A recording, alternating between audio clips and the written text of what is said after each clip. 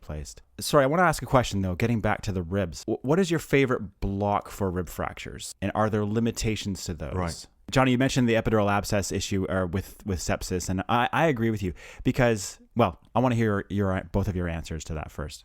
This is a really good one, and Amit and I think, actually are in agreement, whereas the lovely JKB, our good friend Justin Kirkbailey, isn't. So for me, and Amit will interject, I'm sure, the ESP block is the king.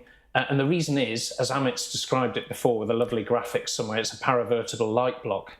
So if you can get a good ESP in, then you're covering all bases for me. Whereas, yeah, I get it. If you do a serratus anterior SAT block, you can have the patient lying on their back still. You don't have to move them, all those things. But you're going to miss in a cohort of patients those posterior rib fractures. So for me, it's simple. It's ESP. It's doable. It's easy, and you get a good result. I don't know what you think about this.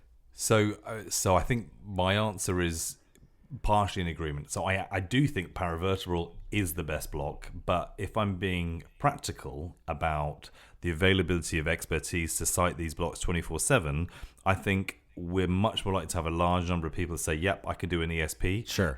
Then there are people to do a paravertebral. And therefore, we've talked about it before in the podcast, there's potential for pepper potting that fascia of the erector spinae plane muscle. And if you do a little cheat and you go through in the intertransverse tissue complex and inject a bit of local there, I think you can enhance your ESP and then still pop your catheter in the ESP plane. But I think paravertebral is the gold standard, but I think an ESP is a good second, and I think you'll get a lot of people through with an ESP block.